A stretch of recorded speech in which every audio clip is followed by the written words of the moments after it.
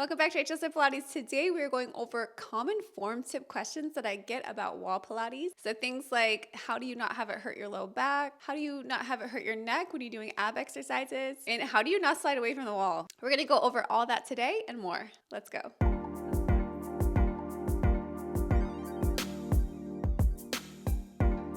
Now, before you get started, what type of equipment do you need? I like using this non-slip mat. It is from the brand Gaiam. And then I find a lot of people like grip socks. So socks that have the little grippies at the bottom. These are from Aloe Yoga. Now, if you want to know a little bit more about the effectiveness of Wall Pilates and how does it compare to mat Pilates, I've got a video that I'll link above that you can watch that goes over all those details. Let's start with the most common question I get, which is how do you not feel it so much in your low back when you're doing bridging? You can just watch or you can do it with me. We're gonna come up to the wall. You want your hips to be underneath your knees. So I'm gonna bridge up. We want that hip joint to be open here. And if I'm really starting to feel it in my low back, what I wanna do is either come down a bit or tuck under. So tucking under would be, if there's quite a bit of arch here, I wanna make it a little more flat, not as arched.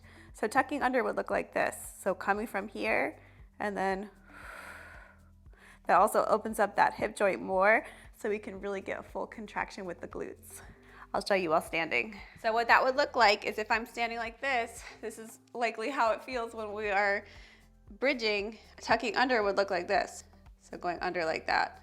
And that will feel more comfortable. Next question is, how do you not have your hamstrings cramp or really feeling it a lot in your hamstrings? That all starts with your starting position. So if I'm gonna be down on the ground, if my feet are up here, like I can see my toes above my knees, when I bridge up, I'm gonna feel that a lot more in my hamstrings than if my feet are down, I cannot see my toes over my knees, and then I bridge up. That feels good to me. So that's a quick, easy tip that you can do to not feel as much in your hamstrings, is make sure you cannot see your toes over your knees. With neck pain with bridging, if I'm too close to the wall, I'm gonna bridge up, and then my neck is like right there. You can probably hear it quite a bit in the microphone. So I don't want that. I wanna come down, I wanna scoot away a little bit, bridge up, and then I wanna look forward, like look up towards the ceiling, not looking down at my feet. That's gonna make me tuck my chin more. So just looking up at the ceiling there. That will help keep some space in the neck and keep that cervical spine, so right where your neck is, in a neutral alignment, so in kind of a regular alignment and not flexed forward. All right, let's go over some ab work questions now.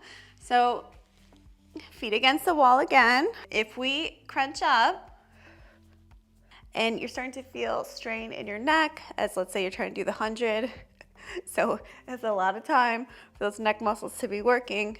If you're feeling it in the front here, what do you do? In terms of the space between your chin and chest, that's important. So you want to keep a small space between your chin and chest. And then your gaze will go right between your legs. So we don't want to be looking up. You don't want to be tucked too much in. You want to just be looking straight forward there. In Pilates, a lot of times we do arms like this, but you can hold your head with your hands if you need to. So flexing up and then coming back down. This might help give you a little bit more support. The thing here with the neck muscles is, yes, you have to build ab strength, but you also need to build up the strength and endurance in those neck muscles. So you might not be used to doing a lot of ab work. So it's not that you're doing anything wrong if you feel it in your neck, besides those little corrections with the eyes and tucking the chin and chest, but just know that you do need to develop the muscles there. I think people often forget that those neck muscles are working too, so we need to build up the strength and endurance in them as well.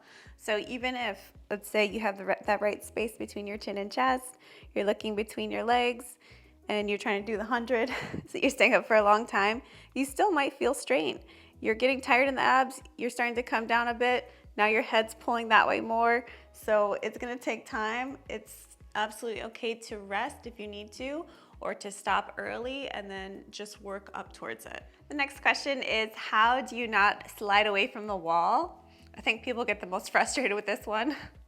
So if we bridge up, how would I slide away from the wall is if I was really pushing into that wall. So if I'm pushing in while I'm trying to stay up and do other things with my legs, that's how I'm gonna be pushing and sliding away from the wall. When I come up, I'm not actively pushing. I do push against the wall to come up, and then the wall is just there for me to press against, to anchor against, and I'm not actively trying to push into the wall once I'm up here. So if you find yourself sliding away, try to be a little bit more gentle. Try to think of the wall as just an anchor point and not to really press against it. And really just think about that press only when you are coming up. So if you find yourself sliding away, you want to press into the wall just as you come up, and then don't actively try to press into the wall after that. It's just there to support you and to keep you up and lifted. And as you build strength in the glutes as well, they're gonna help you stay up and lifted. I think that's another thing people try to do is push into the wall to stay up and lifted, but that just makes you slide further away and gets you very frustrated.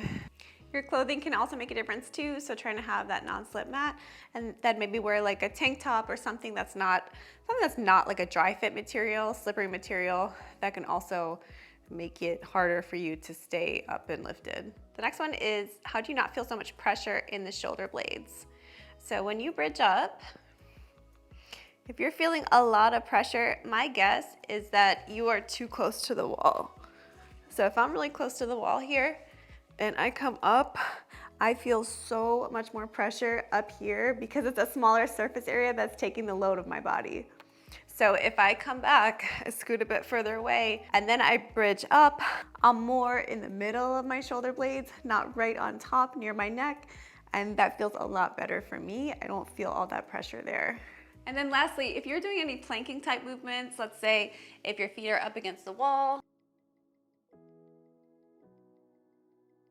and you have wrist issues, you say, that's not gonna work for my wrist, it hurts my wrist. Whether you're doing wall Pilates or just regular Pilates, you can either do it on your forearms, so coming out, elbows are underneath the shoulders, so right underneath there, and coming up. Or you could use a set of dumbbells. Let me go grab mine. So I have my dumbbells. I'm gonna come up against the wall again, and my hands are gonna be holding the dumbbells. We'll have to see where I gotta push out a little bit. But coming up and bridging like that, this allows my wrist to stay neutral, so in a neutral alignment instead of extended like they were before. So that feels good to me. If you do that kind of position, a quadruped position, that can be comfortable for the wrists as well. So I hope that answered all your questions. If you have any additional questions about form tips with Wall Pilates, something else has bothered you, please drop a comment below. If you have any suggestions, maybe something that has helped you that I did not suggest here, leave it below as well. Wall Pilates is a very new and different way to move, and it can be really fun and engaging way to move, but it can also be frustrating if you don't have the right kind of form, or if it hurts, or if you're sliding away from the wall, like so frustrating. I totally get it. I think that one, people, like the comments are so funny with that one because people get so frustrated and they don't know what on earth is going on. Like, am I the only person dealing with this? So no, you're not. I know Wall Pilates is a really different way to move, and maybe you've never done it before. A lot of people really enjoy it, and a lot of people find it really frustrating if they can't get the right form and they feel like it's just more of an uncomfortable and frustrating experience than a good exercise experience. A lot of it does come down to those little form tips. So I hope that this video can help make your experience of Wall Pilates better, or for you to be able to try it and have it be a good experience. I've got a ton of Wall Pilates workouts on my channel, including a 28-day Wall Pilates challenge. Everything is free. There's so many people putting out Wall Pilates content now because it's so trendy, but a lot of them don't even have any type of training. I am a real Pilates instructor who has training and can really guide you through the movements to get the most out of it and to get you the results you're looking for. Thanks so much for joining me, and I'll see you next time.